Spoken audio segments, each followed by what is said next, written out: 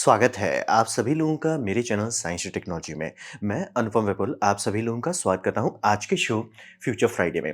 आज हम लोग बात करेंगे magic batteries versus real solution. तो आइए इसे समझते हैं। तो समझिए सबसे पहले कि ज़रूरत क्या है और ऐसा क्यों है। आप ये समझिए कि अगर आप ग्लोबल वार्मिंग मानते हैं तो आप उस जगह पे हैं जहाँ पे कि आपके दिमाग में है कि सर हमारे पास एगो तो प्लेनेट है। ऐसा नहीं कि 10 प्लेनेट पे रह रहे हैं, एगो तो प्लेनेट है। उसको भूंज देना कार्बन डाइऑक्साइड डाल डाल के अच्छा आइडिया नहीं है। बैकअप नहीं है, कहीं और जा नहीं सकते। ठीक है, आपके दिमाग में ये एक वैलिड पॉइंट है। दूसरा, आपको एनवायरनमेंट से कोई लेना-देना नहीं, आप नहीं मानते हो ग्लोबल वार्मिंग, लेकिन तब भी आपको क्या ज़रूरत है? आपको ज़रूरत है चीप एंड अबंडेंट पावर। और आप उन गधों में नहीं आते जो कहते हैं आबादी घटा दो। ये ऐसी बात हो गई, अरे तुम्हें पीठ दर्द हो रहा है, ऊपर चले जाओ, पीठ दर्द खत्म हो जाएगा। प्रॉब्लम है तो उसे सॉल्व किया जाता है। अगर आप उस कैटेगरी में आते हैं, ठीक है, हमें क्या चाहिए? Cheap and abundant power. तो बताओ कि कैसे हम वो लाएँ उसमें कम से कम नुकसान हो, ठीक है?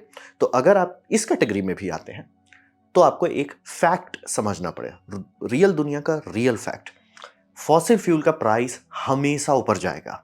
ये समझना बहुत जरूरी है। और ऐसा क्यों होगा? ऐसा इसलिए होगा कि उसका सप्लाई घटता जाएगा। अब बोले बहुत कोल है, ऐसा नहीं है। बहुत ऑयल है, नहीं है। अब बोले बहुत है, पूरा प्लैनेट, वो निकालना मुश्किल है। हज़ारों ऑयल वेल्स सूख चुके हैं। इंडिया में भी ऑयल वेल है बाय द वे, बस सूख चुके हैं सब। तो समझना बहुत ज़रूरी है। अहमदाबाद में एक ठो हम देखे, मेरा दिमाग इंडिया में भी है, हाँ, बस खत्म हो गया मेजॉरिटी सब। तो कॉन्टेक्स्ट ये होता है कि हर जगह मिलता है, जो आसानी से मिलने वाला सोर्सेस हैं कि भैया यहाँ गड्ढा किया मिल गया, वो सब खत्म हो गया। अब और नीचे जाओ, शेल गैस एक्सट्रैक्शन करो, समुंदर में जाओ, और गहराए समुंदर में जाओ, वहां से निकालो। तो समझिए कि मुश्किलें बढ़ते जा रही हैं और मात्रा घटते जा रहा है। आसानी से निकालने वाला तो इंसानियत ऑलमोस्ट निकाल चुका है, और अब जो है वो बहुत मुश्किल है। अब तो हम लोग ये मना रहे हैं कि अंटार्कटिका पिघल जाए फिर वहां से निकालेंगे। आप समझ रहे हैं कि ये हमेशा होगा, इसका दाम बढ़ेगा। तो कितना दाम बढ़े, मतलब एक थोड़ा कॉन्टेक्स्ट होना चाहिए। जैसे ये दिखाते हैं, इंडिया का 2004 से 2024 तक का है। 2004 में रफली पेट्रोल का प्राइस था 35 रुपीज और डीजल का प्राइस 22 रुपीज। अभी कितना है? 90 डीजल का चल रहा है और 106 इसका चल रहा है। ऑब्वियसली आप कोई भी हो, आपको फ़र्क नहीं पड़ता, आप कांग्रेस हो कि भाजपा हो, आपको फ़र्क नहीं पड़ता। आपको ये फ़र्क पड़ रहा है कि भैया लाइन तो ऊपर ही जा रहा है और ये हमेशा ऊपर जाएगा, मैं क्लियर कर दे रहा हूँ। मतलब कि लोग सेल क्या कर रहे हैं कि आईएनसी के टाइम में परसेंटेज ज़्यादा था, मतलब कि ये समझिए 35 से कूद के वो ऑलमोस्ट 72 तक पहुँच गया था, और बीजेपी के टाइम में वो थोड़ा-सा कम है कि वो मतलब समझिए 60 से 106 तक गया, मतलब ढप्पा बढ़ा नहीं मारा। लेकिन आपका तो बैंड बज रहा है ना। आप तो वो जगह पे पैदा हो गए हो ना कि भैया हमारे बचपन में तो हम खाते थे पनीर रोल ₹20 का, अब ₹120 का खा रहे हैं, और जिस स्पीड पे इंडिया गड्ढा खोद रहा है उसमें अच्छा चांसेस है कि 2030 तक या 2035 तक ₹500 का हो जाएगा। तो ये समझना बहुत ज़रूरी है। चाहे वो कोल लीजिए, चाहे गैस लीजिए, चाहे ऑयल लीजिए, हर का दाम हो जाएगा। ये बाय द वे इंडिया का कोल का है। कहाँ पे कोल का दाम 2013 में था, 2023 में कहाँ था? तो ये समझना बहुत ज़रूरी है, हमेशा दाम बढ़ेगा। कभी भी पर्यावरण किसी को मत बेचिए। आप बेचिए कि क्या आप भूखे मरना चाहते हैं कल? नहीं? तो प्लीज़ रिन्यूएबल्स में आएँ, क्योंकि उसमें ये प्रॉब्लम नहीं है। और ये रियल वर्ल्ड, भूतकाल का नहीं, भविष्य का नहीं, कुड बी, वुड बी नहीं, रियल वर्ल्ड का सोलर का दाम है। सोलर का इंस्टॉलेशन है। 2010 से 2020 के बीच में कितना सोलर इंस्टॉलेशन हुआ और उस सोलर का दाम जो है कितना घटा। ये रियल वर्ल्ड डेटा है। ऐसा ना तो आपका कोल में होने वाला है, ना तो ऑयल गैस में होने वाला है। तो ये समझना बेहद ज़रूरी है। फॉसिल फ्यूल पे आप लॉन्ग टर्म नहीं चला सकते, इतिहास गवाह है। ठीक है? इतिहास गवाह है। अगर आप ये बेसिक चीज़ नहीं समझते कि जिसका लाइन ऊपर जा रहा है, यानी आप चीप एंड अबंडेंट, मान लीजिए आप अबंडेंट वाला पार्ट सॉल्व भी कर दो, चीप नहीं रहेगा। तो इसीलिए हमें रिन्यूएबल्स में आना होगा, क्योंकि रिन्यूएबल्स लॉन्ग टर्म में सस्ता होता है। और मार लोग कहेंगे कि रिन्यूएबल्स में ये प्रॉब्लम है, वो प्रॉब्लम है। एग्जैक्टली ऑयल गैस में भी वही प्रॉब्लम है। बस हम लोगों ने उस पे 100 साल मेहनत की है, तब जाके वो सुधर गया। रिन्यूएबल्स पे 100 साल तो छोड़ दीजिए, अभी 20 साल हुआ है। और रिन्यूएबल में पहला सोलर पैनल्स जो आते थे, बहुत इनएफिशिएंट होता, बहुत बड़ा कार्बन फुटप्रिंट होता था। धीरे धीरे धीरे धीरे धीरे, मतलब यानी 20 साल में, यानी कि मेरे जन्म के बाद उसमें ग्रोथ हुआ, उसमें डेवलपमेंट हुआ। मेरे अभी वो सॉर्टेड हो गया कि अभी CO2 फुटप्रिंट मॉडर्न पैनल का इतना कम है कि वो बनाने में जितना एनर्जी वो बना के दे देता है, और कोई तरीका से आप निकाल ही नहीं सकते उतना एनर्जी, उतना कम फुटप्रिंट पे। विंड टरबाइन बहुत खराब होता था शुरू शुरू में, इसलिए छोटे छोटे बनते थे। लेकिन देखते देखते, इंजीनियरिंग करते करते, इंप्रूवमेंट करते करते, अब इतना बड़ा हो गया है कि 12 मेगावाट का एक टरबाइन आ रहा है, खूब चल रहा है। अप टाइम अच्छा है, वेदर एनालिसिस अच्छा हो गया, यील्ड अच्छा हो गया, CO2 फुटप्रिंट कम होने लगा। तो ये समझना बहुत जरूरी है। रिन्यूएबल ओवर टाइम मतलब कि आज नहीं 5 साल बाद वो और सस्ता होगा। और ये हो चुका है क्योंकि जब मैं क्लास 10 में था तो सपना सोलर का देखे थे। उस टाइम में था कि सोलर से शायद हम लोग का छोटा-सा बत्ती चल जाए। अभी मेरे घर में 2 किलोवाट का सोलर लगा हुआ है। हमारे घर के सामने वो 22 किलोवाट का लगा हुआ, तो बिजली ही कटवाने पे आ गए हैं। तो ये समझना बहुत ज़रूरी है। लेकिन ठीक है, तो सब कोई सोलर और विंड पे क्यों नहीं कूद जाता? एक चीज़ समझना बहुत ज़रूरी है। बिना स्टोरेज यानी कि आपके पास बम बम बैटरी ना हो और बिना इनर्शिया यानी कि हमारा जो आप लोग बोलते हैं ना 50 हर्ट्ज है, वो 50 हर्ट्ज क्या है? वो इनर्शिया है, स्पिन मास है जो आपके टरबाइन का है, जनरेटर का है, वो घूम रहा है। उसी के चलते हमारा बिजली चल रहा है। क्योंकि जैसे ही आप मान लीजिए फैक्ट्री में कोई मशीन चालू करते हैं, बड़ा मशीन है, जैसे मान लीजिए फर्नेस दबा के वो 10 मेगावाट खा रहा है, तो 10 मेगावाट आया कहाँ से? आपने तो स्विच चालू कर दिया। आप थोड़े फोन उठा के बोले कि भैया 10 मेगावाट एक्स्ट्रा बनाओ। आया कहाँ से 10 मेगावाट? वो इनर्शिया से आया। तो हुआ क्या? आपका एनर्जी जो है ट्रांसफार्मर से खींचा गया। ठीक है, आपके पास ट्रांसफार्मर था, आपने खींचा उससे। ट्रांसफार्मर एनर्जी कहाँ से है? मैग्नेटिकली कपल किया, वो हाई साइड से। हाई साइड गया आपका सबस्टेशन, मतलब ये हाई वोल्टेज लाइन से, वहाँ से खींचा। वो कहाँ से खींचा? पावर प्लांट का ट्रांसफार्मर से। पावर प्लांट का ट्रांसफार्मर कहाँ से खींचा? जनरेटर से। जनरेटर में कहाँ से खींच रहा है? रोटर से। अब रोटर में क्या है? कहाँ से एनर्जी आ रही है? वो घूम रहा है। लेकिन रोटर 1 ग्राम का नहीं है, कई टन से लेके कई 100 टन तक का है, और ऐसा हर रोटर सिंक्रोनाइज्ड है। तो कलेक्टिव मास जो है वो आपका इतना ज्यादा है, वो झटका लगा 10 मेगावाट, इतना इनर्शिया है, इतना उम्फ है कि वो स्लो ही नहीं हुआ। उसको स्लो हो जाना चाहिए था, लेकिन स्लो, इतना मास आपने डाला हुआ है, लेकिन वो धीरे धीरे स्लो होगा। मतलब वो झटका आया जिसमें बंद हो जाना चाहिए था, उसको स्लो करेगा। कंप्यूटर जो है आपका पावर प्लांट में, वो देखेगा, हाँ मान लीजिए 1500 आरपीएम पे आपका टरबाइन चल रहा है, महाराज ये 14,990 हो गया है, आरपीएम थोड़ा सा घट रहा है। फिर थोड़ा एक दो मिली सेकंड और देखेगा, ए महाराज 1490 हो गया है, 1480 हो गया है, एक काम करो स्टीम का प्रेशर बढ़ाओ ताकि आरपीएम बढ़ सके। इसीलिए हमारा ग्रिड चलता है, वो इनर्शिया पे है। इनर्शिया गया, ग्रिड बंद, ग्रिड का काम खत्म, ग्रिड डेड। इसीलिए सब कोई सोलर लगा ले, सब कोई विंड लगा ले, और अगर हम लोग इनर्शिया का कोई जुगाड़ नहीं करते हैं, सब खत्म। आप अपना घर चला सकते हैं, मतलब लिमिटेड एरिया को छोटा छोटा इन्वर्टर चला सकता है, लेकिन मतलब इंडस्ट्री चले, देश चले, वो नहीं, बिना इनर्शिया के नहीं होगा। और स्टोरेज नहीं है क्योंकि मतलब सोलर दिन में ही मिलेगा, और विंड जब उसका मूड होगा तब मिलेगा। तो आपको कुछ चाहिए जो, क्योंकि देते पावर बहुत है, पावर बहुत देते हैं, इसमें कोई कमी नहीं, पावर की कमी नहीं है, लेकिन वो अपने मूड से देते हैं, और हमारा अलग मूड होता है खाने का। तो ये दोनों को बैलेंस करने के लिए स्टोरेज चाहिए। तो बिना स्टोरेज और इनर्शिया के ये सब यूजलेस है। मैं आपको ये दिखा दूं, इसका कोई मतलब नहीं होगा। सब कोई बोले हाँ देखो भाई, तुम जो बता रहे हो मैथमेटिकली फैक्चुअली ट्रू है, लेकिन अगर हम सोलर पे चलते हैं, ग्रिड में इनर्शिया खत्म हो जाता है, स्टोरेज नहीं लगा पाते, उतना सस्ता कुछ मिला नहीं है। तो ज़रूरत है, हमें कुछ ऐसा चाहिए जो इनर्शिया और स्टोरेज को सॉल्व कर दे, तभी हम लोग ये पनीर रोल 600 रुपया का हो जाए, वो दुनिया से बच सकते हैं। तो अब आते हैं मैजिक पे। तो यहाँ पे समझिए कि एक नया रेस आ गया है मार्केट में। मैं भी पिछले 10 साल से इस रेस को देख रहा हूँ। इसमें हर नया मैजिक बैटरी टेक्नोलॉजी बन रहा है। आप सोच सकते हैं तो उस पे कोई ना कोई किसी ने बैटरी बना दिया है। यानी कि मनी ऐसे बहाया जा रहा है जैसे कि कल को कुछ है ही नहीं, और सेल करना भी बहुत आसान है, क्योंकि ओ मतलब आप टुमारो को बचा रहे हो, बेटर करो, क्योंकि बैटरी की ज़रूरत है, ज़रूरत मैंने आपको क्लियर कर दिया है। लेकिन मतलब पैसा दबा के दिया जा रहा है, तो आप तो बोलेंगे भैया प्रॉब्लम सॉल्व हो जाना चाहिए। नहीं, प्रॉब्लम है हम लोग मैजिक के पीछे भाग रहे हैं। यानी कि इतने सारे डिज़ाइन आए हैं, molten liquid metal battery, liquid redox flow battery, nickel hydrogen battery, aluminium air battery, और बहुत सारा और भी है, वो सबको पता नहीं। बात ये है कि ये सारे, जैसे कि ये मोल्टन सॉल्ट बैटरी जो है, इसमें है कि आप मटेरियल्स लेंगे, उसे लिक्विड स्टेट पे रखेंगे, यानी कि कुछ कुछ किस्में कैल्शियम है, सोडियम है, 100 डिग्री, 200 डिग्री, 700 डिग्री तक का डिज़ाइन है। हमने 700 डिग्री में क्यों रखेंगे? बात है कि अगर आप, जैसे ये लिक्विड मेटल बैटरी का जो कंपनी था, इनका लॉजिक था कि अगर आप लिक्विड कर दे दो, ठीक है, आपने 3 एलिमेंट का पाउडर डाल दिया है, ठीक है, आप उसे लिक्विड कर दो, क्या होगा? वो मिक्स हो जाएगा, ठीक है, लेकिन मिक्स होने के बाद क्या होगा? आपने लिक्विड कर दिया, वो मिक्स हुआ, उसके बाद क्या होगा? ग्रेविटी का रूल आ जाएगा। ग्रेविटी बोले भैया जो डेंसिटी है वो नीचे आ जाओ, जो लो डेंसिटी है वो ऊपर चले जाओ, जो और लो डेंसिटी है वो और ऊपर चले जाओ। एग्जैक्टली जैसे पानी में तेल क्यों नहीं मिक्स होता है? क्योंकि ग्रेविटी उसे फिल्टर कर देता है। तो सेम यही करेंगे, लिक्विड स्टेट में करेंगे, फिल्टर हो जाएगा। यानी कि आपको सेपरेटर बनाने की जरूरत नहीं है, आपको डेंड्राइट्स का टेंशन नहीं है। और हाई टेम्परेचर में, यानी कि मेटल का, सॉलिड मेटल का लिक्विड स्टेट में आयन कंडक्शन जितना होता है, उसका मतलब होता है कि ये सब बैटरी बहुत ताकत बहुत छोटे जगह पे दे सकता है। और ये सब में लाइफ जो है कि कितना साल ये चलेगा, उसमें कोई प्रॉब्लम नहीं है। मतलब आप यूज़ करते रहिए। और ये सब बैटरी एक्चुअली हार्ड चलना पसंद करता है, यानी कि उसका लेयर ऐसे कन्वर्ट करते जा रहा है, नीचे तक आ गया, खत्म, पूरा डेड हो गया, कोई टेंशन नहीं है सर। फिर से गर्म कीजिए उसे, फिर से वो चार्ज होना शुरू हो जाएगा, कोई टेंशन नहीं। मान लीजिए डैमेज हो गया, आपका सिस्टम फेल हो गया, वो ठंडा पड़ गया, मान लीजिए कि ये इंसुलेशन था क्रैक कर गया, ठीक है, इंसुलेशन को फिर से रिपेयर कीजिए, फिर से चल पिघलाइए, कार्डिंग शुरू हो जाएगा। मतलब कि बैटरी ऑल ये बैटरी एकदम फोर्ड टी मॉडल के टाइम से इस डिज़ाइन को हम लोग को पता था। ट्रेन में भी कई बार कोशिश किया गया है। अगर आप मोल्टन मेटल पे बैटरी बनाते हैं, आप आज के जितना लिथियम है उससे कई गुना आगे चले जाएंगे।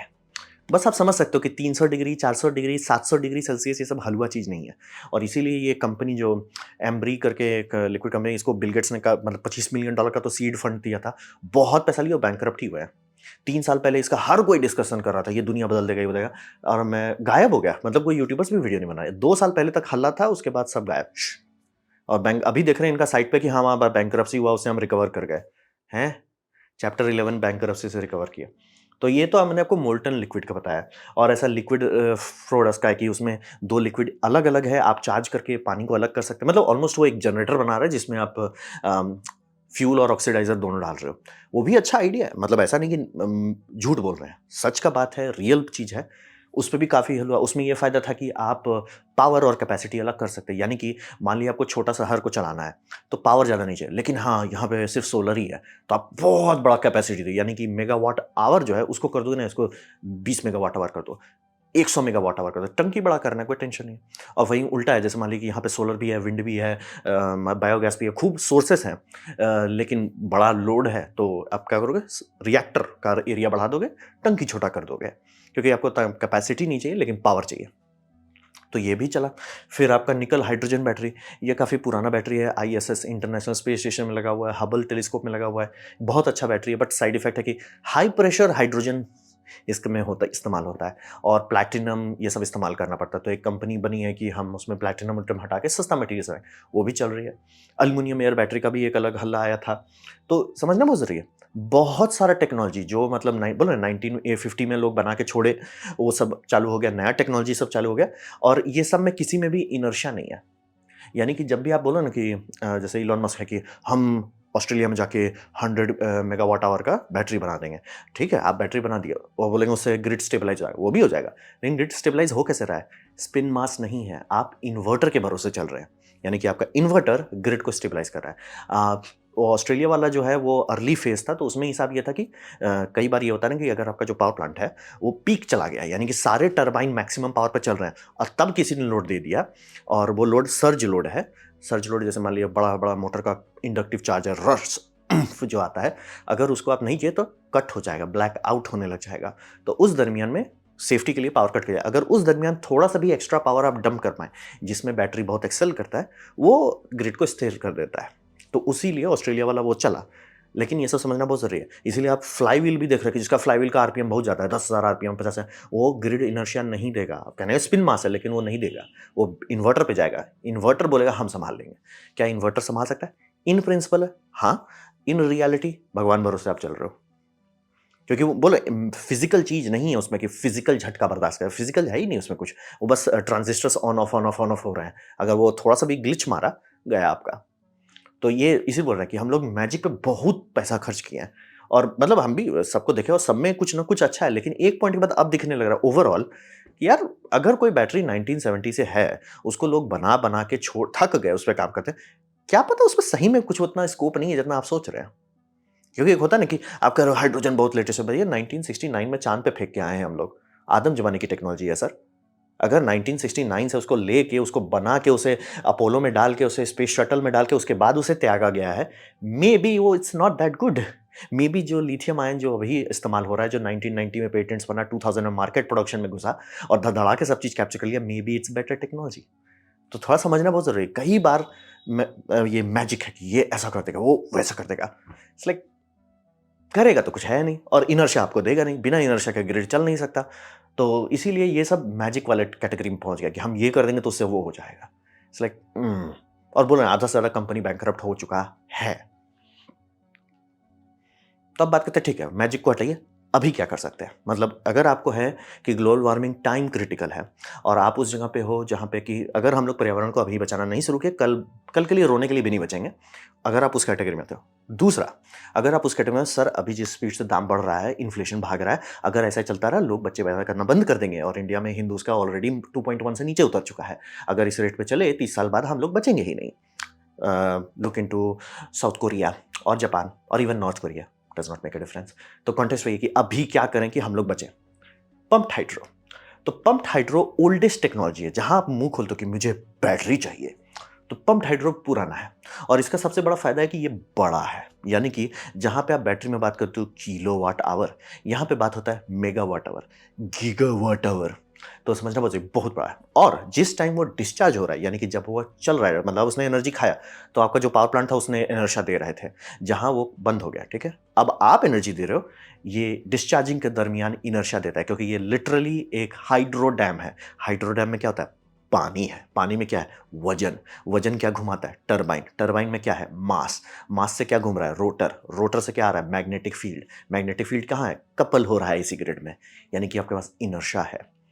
तो इसे कब बनाया गया था? ठीक है, नई टेक्नोलॉजी लग रही है, सुनने में इंटरेस्टिंग लग रहा है। 1907 1907 में इसे इस्तेमाल किया गया है। पहली बार उसको बनाया, छोटा था, मतलब गाड़ी खोलने के लिए कि भैया उसके, और उस टाइम उतना खपत नहीं था बिजली का। फिर जब पहली बार हमने जब गीगावाट आवर क्रॉस कर लिया, इसलिए बोला हमको एकदम, मतलब अब थोड़ा दिखने लगा कि हम कितने मूर्ख थे जो टेक ब्रोस के पीछे। इलॉन मस्क बोला कि हम लोग गीगा फैक्ट्री बनाएंगे, उससे दुनिया का एनर्जी सॉल्व हो जाएगा।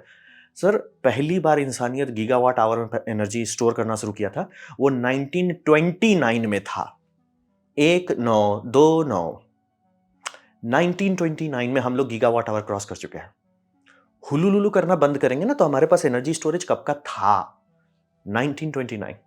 और अभी अगर आप जानना चाहते हैं कि अमेरिका बड़ा है कि मेरा बड़ा है, जो अमेरिकन में एक टाइम में होता था कि मेरा बड़ा है, तो बाथ काउंटी पंप्ड स्टोरेज थोड़ा बड़ा है। वो स्टेशन का पावर कि कितना ऊंफ दे सकता है, वो 3 गीगावाट है, 3000 मेगावाट। उतना वो मतलब वो बेसिकली दिल्ली को बोले भैया हम संभाल सकते हैं तुमको काफी देर के लिए। और बोले वो तो हो गया पावर, कितना ऊंफ है। टंकी कितना बड़ा है? 24 गीगावाट आवर। ये कब बनाया गया था? बहुत लेटेस्ट टेक्नोलॉजी है, 1985 में चालू कर दिया गया था। और पूरी दुनिया ऑर्गेजम ले रही है गीगा फैक्ट्री पे कि भैया इलॉन मस्क पैनासोनिक के साथ मिल बांट के बैटरी बनाएगा। 1985 बड़ा है बैटरी। 24 का चल रहा है बाय द वे, अभी तक वो चल रहा है। उसे बनाया, चला, रिपेयर किए, सर्विस किए, इंप्रूवमेंट किया गया, शुरू में जितना था उससे और एफिशिएंट कर दिए। वो बाय द वे वो मतलब 24 गीगावाट शुरू में नहीं था, मतलब उतना राउंड ट्रिप एफिशिएंट नहीं था, लेकिन बाद में जब नया मोटर डिजाइन आया, नया टरबाइन डिजाइन आया और इंप्रूव हो गया। हर चीज होता है, जैसे 25 साल हो जाने के बाद आप उससे सर्विस कराते हो, उस टाइम मान लीजिए कोई नया अपग्रेड आ गया तो ठीक है, आपका आरओआई तो इंस्ट्रूमेंट पे हो चुका है, तो आप कर लेते हो अपग्रेड। और ये इसमें क्या कोई वीक लिंक है? हाँ, एक वीक लिंक है कि इसका पुअर राउंड ट्रिप एफिशिएंसी, यानी कि आप 100 मेगावाट आवर डाल दोगे उसमें, 100 मेगावाट आवर नहीं निकलेगा, 80 के आसपास ही निकलेगा, 80 से नीचे ही निकलेगा, ठीक है। मतलब बहुत अच्छा सिस्टम है, 80 निकल जाएगा, लुचपुच सिस्टम है 70 निकलेगा, तो वो उसके पेनल्टी है, ये बात एकदम सच है। लेकिन इनर्शिया दे रहा है, यानी कि ये जब डिस्चार्ज हो रहा है, ये आपका ग्रिड को बोलेगा थारा भाई संभाल लेगा, इनर्शिया देगा, स्पिन मास संभाल लेगा। और इसमें क्या दूसरा पेनल्टी है?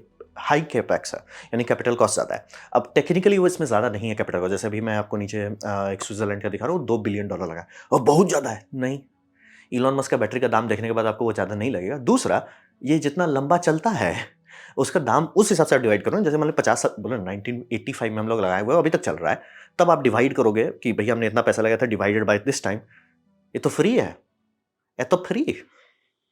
और ये है इसका समझिए गवर्नमेंट ब्यूरोक्रेसी, इसका हम कुछ नहीं कर सकते, इसका सिर्फ ट्रम्प संभाल सकता है। ये बात एकदम सही कि आराम से पूरी दुनिया समस्या सॉल्व करेगी अगर गवर्नमेंट ब्यूरोक्रेसी को संभाला जाए। तो कैपेक्स है, लेकिन वही बोल रहे हैं कि इसका लाइफ स्पैन इतना बढ़िया होता है, इतना कैपेसिटी होता है, इनर्शिया होता है, वो सेंस नहीं बनता कि आप रो रहे हो कि अरे दाम लगेगा। अरे सर दाम लगेगा, समस्या सॉल्व कर देगा। और गवर्नमेंट ब्यूरोक्रेसी, उसको भगवान बचाए। और रहा बात कि कितना साल चलेगा, ये डिपेंड करता है कि आप जब तक मेंटेन कर रहे हो चलता रहेगा। ये इसराइल बना रहा है ताजा ताजा, ये क्लोज लूप सिस्टम है। ये भी हो गया, मतलब पहले तो था कि वो नदी-वदी से करते थे, तो नदी को मतलब नदी पे बाँध बनाना, नदी को उड़ा देने जैसा आता है। तो वो नहीं करना चाहते हैं। ठीक है सर, क्लोज लूप कीजिए। और by the way close loop आप करोगे तो आपको 2 चीज़ मिल जाता है। आपको लो हार्म मिलता है, यानी कि आप वाटर बॉडीज़ को, नेचुरल वाटर बॉडीज़ को नहीं छू रहे हैं, उनको कोई कष्ट नहीं दे रहे हैं। बल्ले-बल्ले, एनवायरमेंटलिस्ट भी खुश, हम भी खुश। दूसरा मोबिलिटी, यानी कि कहाँ लगा रहे हैं, वो कहीं पे भी लगा सकते हैं। आपको मन है राजस्थान में लगा दीजिए, तो कोई टेंशन नहीं है। एक्सपेंसिव है, लेकिन स्केल करता है। वही बोला ना, आप मार गीगा फैक्ट्री पे चले जाइए, बैटरी फैक्ट्री पे हुलू-लुलू कर लीजिए। आप 24 गीगावाट आवर का एक बैटरी प्लांट खोज के लाइए और वो बोलिए जो चल रहा है 1985 से। अब बाय द वे आपको लगेगा भैया 1980 में काहे बना रहे थे? उस टाइम न्यूक्लियर फीवर खत्म हो रहा था, सबको हुलू-लुलू लगा था कि न्यूक्लियर कर देंगे, न्यूक्लियर कर देंगे। फिर समझ में आया कि अगर न्यूक्लियर से सारा देश चलाने की कोशिश किए, ओवर प्रोडक्शन का इश्यू होगा। तो आइडिया आया कि एक काम करो, मिनिमम रखो कि जो मिनिमम लोड है, बेस लोड है, ताकि दिन में उससे जब ज़्यादा होगा, पम्प्ड हाइड्रो चला देगा। रात में जब हम बेस लोड से नीचे कंजम्पशन चला जाएगा, तो एनर्जी चार्जिंग में डाल देंगे। रात को चार्ज करेंगे, दिन में डिस्चार्ज करेंगे। इसीलिए पम्प्ड हाइड्रो का डेवलपमेंट 1970 से 80 में दबा के हुआ है। सॉल्व कर चुके हैं। और इसीलिए दूसरा भी अगर कोई मुंह खोलता है ना कि न्यूक्लियर क्यों नहीं करते, भाई उसी के चलते ही सब बना है, तो हो चुका है। ये स्केल करता है, लाइफ भी बहुत अच्छा है, लेकिन इसका सबसे बड़ा साइड इफेक्ट क्या है ना, कि ये अवॉइड किया जाता है क्योंकि ये काम कर देगा, मतलब कि लोग रोएंगे नहीं ना। जैसे आप लोग लड़की सबको देखते हैं, हम जो हाउ डेयर यू, दूसरी एक ऑयल वाली हाउ डेयर यू, इसलिए कि ये ऑयल को बैन करो, इसलिए समस्या का समाधान नहीं बता रहा, उनको रोना अच्छा लगता है। समस्या का समाधान बताओ ना, मतलब मैं आपको बता रहा हूँ समस्या है ना सर, ये सॉल्व करो सर, ये होगा, इसका ये फायदा मिलेगा, ये प्रोज है, ये कौन सा है, समस्या है, सॉल्व करो, आगे बढ़ो। नहीं, हमें रोना है। ये लिटरली मैं खुद भी उसमें फंस जाता था टेक ब्रो में कि भैया टेक्नोलॉजी सॉल्व है, लाइक सर 1929 में गीगावाट हो गया था sir, take it and go sir, take it and go. और हम लोग क्या यहाँ हुलुलुलु कर रहे हैं? बोले टेक इट एंड गो। और क्लोज लूप में और ज्यादा ऑप्शंस हैं, मतलब नदी वाले में तो आपको देखना पड़ेगा कहाँ नदी है, नदी का फ्लो कितना है, कहाँ पे कैसे है, और प्लस उसका एल्टीट्यूड। क्लोज लूप में तो आपको ऑलमोस्ट कहीं बना, ये इजराइल का है बाय द वे, खुद से ही बना ले रहे हैं वो लोग, काय कुछ मत करो, खुद से बनाओ, take it and go, take it and go. तो ये एक्चुअल सोल्यूशन है लार्ज स्केल का, कि हाँ, अब कोई बोलेगा कि भैया सोलर लगा देंगे तो उतना स्टोर कहाँ करेंगे, स्टोर कहाँ करेंगे, डिस्चार्ज के टाइम इनर्शिया कहाँ से आएगा, इनर्शिया आ जाएगा, टेंशन नहीं लेना है। विंड सोलर और बोल ना गीगावाट आवर में बात हो रहा है, ये देश को बोलेगा हम संभाल लेंगे। और कुछ ही पीस चाहिए, ऐसा भी नहीं कि 10,000 पीस बनाना है, कुछ ही पीस में बोल ना 20 गीगावाट आवर पे कुछ पीस पे बोला देश ही को संभाल लेगा। भाई 400 गीगावाट का हम लोग को खपत होता है देश में लगभग, आप लगभग चाहे तो उतना डाल सकते हैं, पगलाना है तो। अब बात करते हैं दूसरा चीज़, ठीक है, वो तो हो गया आपका डिस्चार्ज के टाइम का इनर्शिया, चलाने टाइम का इनर्शिया कहाँ से देंगे? तो उसके लिए हम लोग एक आदम टेक्नोलॉजी पे आते हैं जिसका नाम है flywheel synchronous condenser. Real world चीज़ है, टेक्नोलॉजी नहीं, टेक ब्रो नहीं है, ये था, है और रहेगा। तो सोलर और विंड में इनर्शिया नहीं होता है, लेकिन यही प्रॉब्लम एचवीडीसी में भी था। एचवीडीसी जब हाई था उसके टाइम में भी बनाया जा रहा था। हाँ, उस टाइम से बनाया जा रहा है, सिलिकॉन नहीं डेवलप हुआ था, उससे पहले से बना रहे थे मर्करी रेक्टिफायर से। कभी गूगल कीजिएगा कि शुरू-शुरू के मर्करी रेक्टिफायर कैसे दिखते थे। तो एचवीडीसी में प्रॉब्लम होता है कि उसमें ग्रिड इनर्शिया नहीं ट्रांसफर होता है, तो दूसरी तरफ आप ग्रिड कैसे ले जा रहे हो? तो उसके लिए ये सब बनाया जाता था। तो पहली बार इसका इस्तेमाल जो हुआ है वो 1910 में हुआ है। अभी सब लोग रो रहे हैं ओ इनर्शिया कहाँ से आएगा? सर 1910 का हिस्ट्री बुक खोलिए, आपको मिल जाएगा। 1910 1910 क्यों उस टाइम इस्तेमाल करते थे? पावर फैक्टर इंप्रूव करने के लिए। आप लोग इन्वर्टर के साथ डील करते हो, पता होगा पावर फैक्टर संभालना पड़ता है। पावर फैक्टर संभालने के लिए इस्तेमाल होता है। और ग्रिड का ये स्टेबिलिटी बढ़ जाता है, यानी कि ग्रिड में थोड़ा सा भी झटका आया, आपका इन्वर्टर डिस्कनेक्ट कर जाएगा। ये रहेगा, हम संभाल लेंगे। और इसमें ये शॉर्ट सर्किट करंट बढ़ा देता है। बोलेंगे भैया वो बढ़ाना अच्छी बात है। हाँ, ये बहुत यूनिक प्रॉब्लम है कि मॉडर्न टाइम में जो कि हम लोग इन्वर्टर पे चल रहे हैं, इन्वर्टर जब ये फॉल्ट करता है तो शॉर्ट सर्किट बढ़ा नहीं देता है। उसका साइड इफेक्ट ये है कि सर्किट ब्रेकर ट्रिप ही नहीं करते हैं। आप देखते हो घर में जितने सर्किट ब्रेकर्स हैं उसमें एक कॉइल है, वो कॉइल तभी एनर्जाइज होगा जब शॉर्ट सर्किट करंट काफ़ी होगा। अगर वो काफ़ी नहीं है, ट्रिप नहीं करेगा। ये बहुत बड़ा सीरियस बात है। और रहा बात, हम देश का बात कर रहे हैं, अगर फॉल्ट ऐसे स्लोली क्रीप कर गया, कई 3-4 सर्किट ब्रेकर से आगे चला गया, आपको बहुत बड़ा सेक्शन गवर्नमेंट का ये देश का बंद करना पड़ सकता है, जो कि ऑलमोस्ट हो गया था। 2 गीगावाट का कैपेसिटी ग्रिड से हटाना पड़ गया क्योंकि बोला लीक कर गया, करंट लीक नहीं। इसीलिए आपको चाहिए झटका कि कुछ फॉल्ट हुआ, चिल्लाए कि फॉल्ट हुआ है, तब सर्किट ब्रेकर बोलेगा थारा भाई संभाल लेगा। सर्किट ब्रेकर ट्रिप नहीं करेगा, किसी को पता नहीं चलेगा कि फॉल्ट हुआ है, मामला गंभीर हो जाएगा। तो ये सब 1910 से हम लोग को पता है। तो बनाते कैसे हैं? इसको बनाने के लिए एक सिंपल है कि आप मोटर रख दो, दूसरा है कि फ्लाईव्हील लो, फ्लाईव्हील को DC fed AC synchronous motor से जोड़ दो और डीसी फेड एसी ये सिंक्रोनस मोटर जो है उसमें ब्रश भी आते हैं, ब्रशलेस भी आता है। तो इस सब में जैसे आप ब्रश देख रहे हो, ज़रूरी नहीं है ब्रश हो, आप वायरले ये भी ले सकते हो, क्या बोलते हैं, इंडक्शन फेड भी ले सकते हो ताकि आपको ब्रश का ज़रूरत नहीं हो। और बोलेंगे ये एसी सिंक्रोनस मोटर ऑलमोस्ट यही चीज़ है जो आपका पावर प्लांट का जनरेटर है। और डीसी फेड क्यों है? ताकि आप रिएक्टिव पावर को कंट्रोल कर सकें, यानी ग्रिड में बहुत ज़्यादा रिएक्टिव पावर है, ये खा जाएगा। बहुत कम रिएक्टिव पावर है और रिएक्टिव पावर चाहिए, दे देगा। इसी के भरोसे चलता है एचवीडीसी, क्योंकि उनको भी तो चाहिए ना, वो आप डीसी ले आए, ठीक है, डीसी को एसी में बदल दिया, अब एसी में रिएक्टिव और रिएक्टिव पावर का जो बैलेंस है वो कौन करेगा? ये बोलेगा हम करेंगे। और उसमें आप कैसे बैलेंस करोगे? क्योंकि रोटेशन मास चलिए वो आपको फ्रीक्वेंसी दे रहा है, ये जो पावर फैक्टर है वो कैसे करेंगे? वो रोटर करंट से करेंगे। रोटर का करंट बढ़ाइएगा, लैग करने लगेगा, लीड करने लगेगा, आपके पास कंट्रोल आ जाता है। और कुछ नहीं, और रहा बात, ये सब बोल रहे हैं बहुत पहले से बनाया हुआ है, कुछ कुछ तो थोड़ा बह गए कि उसको ये कर दिया, वैक्यूम में लगा दिए उसको, क्योंकि ऑब्वियसली एक मोटर है, स्पिनिंग मास है, आप फ्रिक्शन कम करना चाहोगे, क्योंकि इनर्शिया में आप चाहोगे कि इनर्शिया रहे, बम बम, फ्रिक्शन रहेगा तो वेस्ट कर देगा इनर्शिया को। आप इनर्शिया बोले, इनर्शिया तुम ग्रिड में जाओ, मैग्नेटिकली कपल करो और कुछ नहीं करो, तो वैक्यूम पुल कर सकते हैं। फिर आप उसको सुपर कंडक्टर चाहिए, सुपर कंडक्टर वाला है, ताकि मतलब जो कॉइल वाइंडिंग का लॉस है वो एकदम खत्म हो जाए। और आप थोड़ा और बहना चाहते हैं, मैग्नेटिक बेरिंग्स, यानी कि बेरिंग भी कहीं छू नहीं रहा है, ये झटका जो है जोर से लगाएगा ग्रिड में, ये बोलेगा हम संभाल लेंगे। यानी कि अगर आप सोलर फार्म बनाते बड़ा सा, इंडिया बोलता है हम बड़ा बनाते हैं, 2 गीगावाट का, 4 गीगावाट का, बड़ा बड़ा बनाते हैं, फ्लाईव्हील सिंक्रोनस कंडेंसर वहां पे लगा देना, जो कि बेसिकली एक मोटर है जिसपे फ्लाईव्हील लगा हुआ है, और ये एक स्मॉल बैटरी जैसा काम करता है, यानी कि कुछ सेकंड तक तो ये अकेले ग्रिड संभाल लेगा।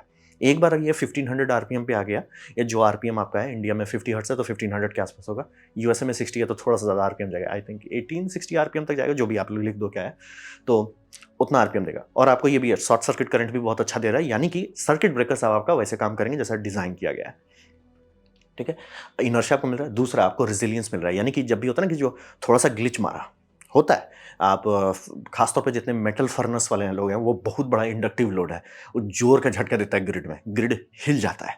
और बोल रहे हैं आपका कई बार हिलने का चीज़ दूसरा भी हो सकता है, आपका सोलर फार्म का इन्वर्टर, क्या हो गया, कुछ ग्लिच मार गया, तो वो सब तुरंत बाहर जाके तुरंत ट्रिप ना करने लगे, उसको ये रेजिलियंस देता है कि नहीं नहीं, माइक्रो सेकंड या मिली सेकंड तक तो हम ही संभाल लेंगे, तुम उतना लोड मत लो। जो आपको पता है ना, इलॉन मस्क का जो ऑस्ट्रेलियन बैटरी है वो मिली सेकंड्स में काम कर रहा है, ये कुछ सेकंड तक अपने संभाल लेगा, कि भैया कुछ सेकंड तक का तो झटका तुमको हम पता नहीं चलने देंगे, हम संभाल लेंगे, उतना उसमें मास है, कर लेगा। और प्लस ये राइड थ्रू देता है, यानी कि जब डिप हो जाएगा, कि आरपीएम डिप होने लगा, बंद ना होने लगे चीज, ये उसका इंश्योरेंस ये बढ़ा देता है कि खींच लेगा, मतलब एक जोर का झटका धीरे से कर देगा ताकि ग्रिड बचा रहे। और ये सब कंपनी बनाती है, जनरल इलेक्ट्रिक से ले लीजिए, एबीबी से ले लीजिए, जितने कोल पावर प्लांट है सब में ये है ही बेसिकली। तो ये एक बहुत अच्छा टेक्नोलॉजी, नया नहीं है। और यूरोप में भी कुछ कुछ जगह पे स्मार्टली क्या कर रहे हैं सर, विंड लगा दिए, इनर्शिया नहीं है सर, क्या करें। कोल पावर प्लांट जो बंद किया ना सर, उसमें जो जनरेटर है वो सही है, DC fed AC synchronous motor है, उसमें फ्लाईव्हील लगाओ, घुमाना शुरू कर दो, काम खत्म हो गया सर, रिएक्टिव पावर भी आ गया, एक्टिव भी आ गया, इनर्शिया भी आ गया। No new technology, no tech bro, ancient technology, 1910 technology. अब एक दूसरा था, ये थोड़ा सा नया टेक्नोलॉजी, और इसमें भी चीज नया नहीं है, आइडिया थोड़ा सा यूनिक है, थर्मल एनर्जी स्टोरेज। अब रहा बात कि इसके पीछे मैं क्यों पड़ा हूं, यहां पे ये समझिए कि हम लोगों ने दबा के कोल पावर प्लांट पे खर्च किया, बिलियंस ऑफ डॉलर में इंडियन गवर्नमेंट खर्च अभी कर रही है सोलर ये बनाने के लिए, क्या बोलते हैं, कोल प्लांट्स बनाने के लिए। एक तो झारखंड में दबा के बनाया जा रहा है, जो कि मुझे बहुत पसंद है, क्योंकि वो पहला है इंडिया का जो एयर कंडेंसर चला रहा है, यानी कि वो पानी फेंक नहीं रहा है बाहर, उसमें एयर कंडेंसर्स है, वो मतलब वाटर वेस्टेज कम कर रहा है।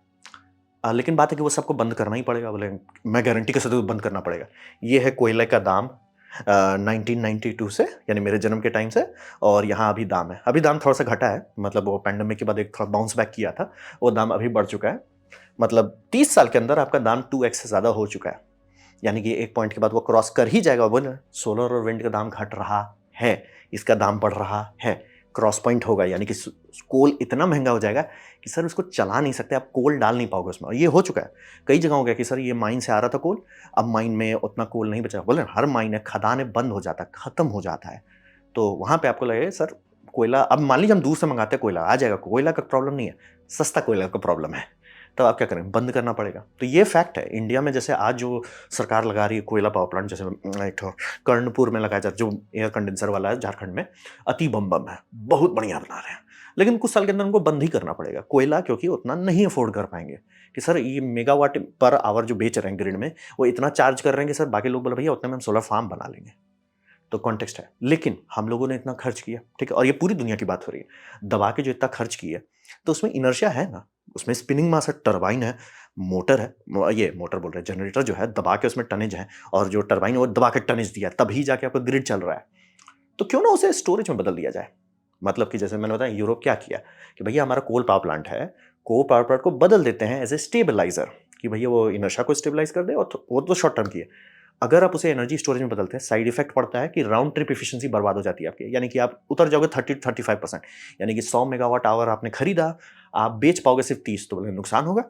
हाँ भी और नहीं भी, टेक्निकली आप चाहोगे कि मेजॉरिटी मतलब 90% तक लौटा दें, लेकिन वैसा अगर नहीं भी होता है तो उतना टेंशन नहीं, क्योंकि दिन के टाइम में सोलर में इंडिया में नेगेटिव में दाम चला जाने लगता है, यानी कि बंद करना पड़ता है, जिसे हम लोग कहते हैं कर्टेलमेंट। कर्टेलमेंट के टाइम में आप बहुत सस्ते दाम में बिजली खरीद सकते हैं, और पीक टाइम में यानी कि शाम का टाइम में जो दबा के बिजली का डिमांड होता है, उस टाइम में 8 गुना ज़्यादा में आप बिजली बेच सकते हैं।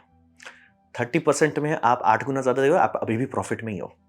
तो दबा के काम होता है, और इसीलिए ये इंडिया का है, आसनसोल का है, मैंने डिटेल वीडियो बना दिया है। तो कॉन्टेक्स्ट वही है कि हम लोगों ने जो इतना इन्वेस्टमेंट किया है कोल पावर प्लांट्स पे और जो कर रहे हैं, वो कल हमारे लिए फचांग नहीं बनेगा।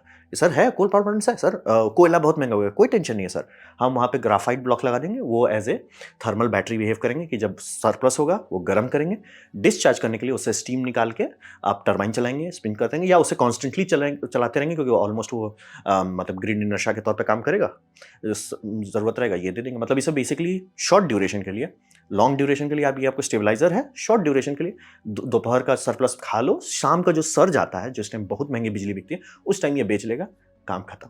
और बेसिकली जैसे दिल्ली में जो जेट प्लांट्स है उसमें बहुत सारे को शाम को चालू किया जाता है कि दिन जैसे घटना शुरू हो, सोलर खत्म होने वाला है और दबा के लोड आने वाला है, तड़रा के उसे जेट प्लांट्स चालू कर दिया जाता है, उस टाइम वो संभालता है, तो वो बहुत महंगा पड़ता है। उस जगह पे ये कर लें, और प्लांट तो आपने पहले से बना लिया है, नया प्लांट नहीं बनाना, नया खर्चा नहीं करना, आपने पहले ही किया सर। वायरिंग इन सब स्टेशन पहले से रखा हुआ है सर वो जनरेटर सब कई मिलियन डॉलर्स के आते हैं, पहले से रखा हुआ है, और वो सब एक्सपायर नहीं करता है।